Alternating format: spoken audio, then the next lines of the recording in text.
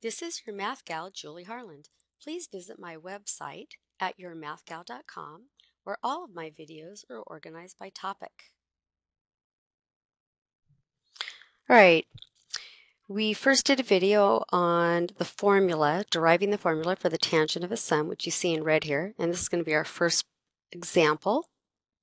We're going to find the exact value of the tangent of 75 degrees using this formula for the tangent of the sum.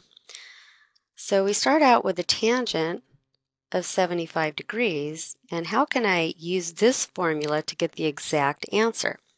75 degrees is not a special angle, so what we're trying to look for is the sum of two special angles. The special angles are multiples of 30 degrees and 45 degrees that will add up to 75 degrees, and that will be 45 degrees plus 30 degrees. That's what adds up. So you have to find a combination of two special angles that add up to 75 degrees to use this formula.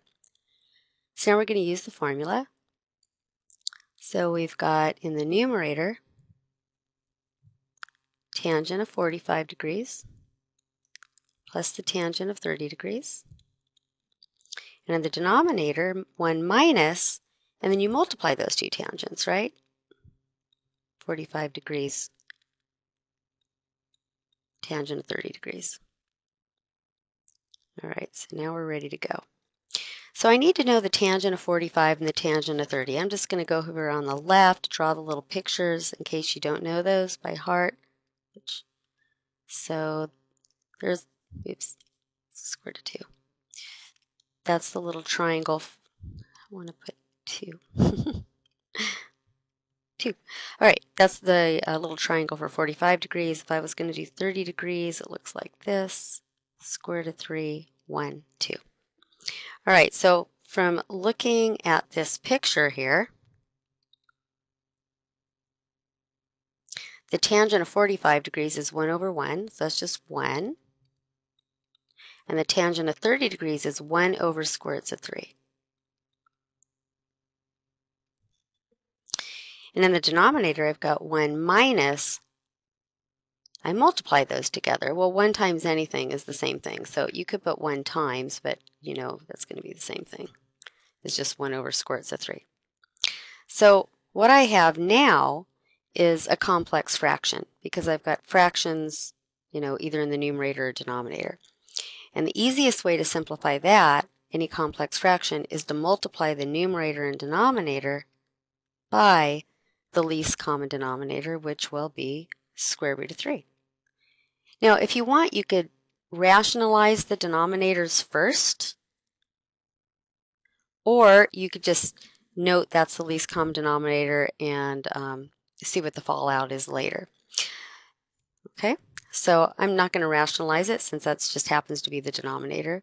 But at the end of the problem, you do want to make sure you rationalize if you can. So square root of 3 times 1 is going to be just square root of 3. Plus, now when I do square root of 3 times 1 over the square roots of 3, notice those square roots of 3's cancel. So I just get 1. Okay, so remember you are distributing that square root of 3. And then you're going to do the same thing down here. So square root of 3 times 1, which is just square root of 3, minus, and now when I do square root of 3 times this, notice the square roots of 3's cancel and I just have 1. So this is the exact answer, but it might not be completely simplified. So let's simplify it. Well, you need to rationalize the denominator. So when you have a square root in the denominator like that, you multiply by the conjugate, which is square root of 3 plus 1. So that in the denominator, I'll just get the a squared minus b squared, or how that works.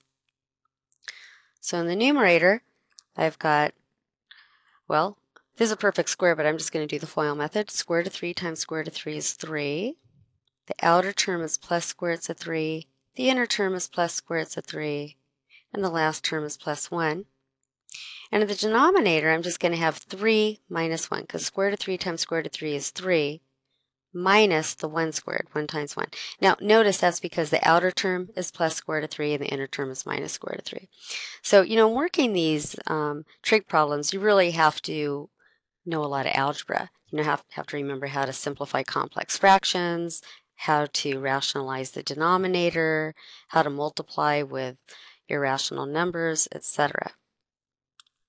Okay, so not quite done yet. Let's add like terms here, and I'm going to pick this up and put it on another page just so that we can keep going. All right, so adding the like terms here in the numerator, 3 plus 1 is 4, and I have 2 square roots of 3.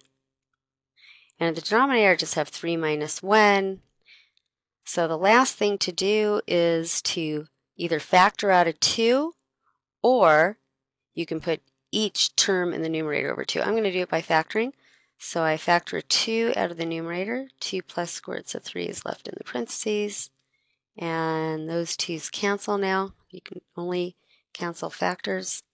So my final answer is 2 plus square roots of 3. So that is the exact value for the tangent of 75 degrees. This is your math gal, Julie Harland. Please visit my website at yourmathgal.com, where all of my videos are organized by topic.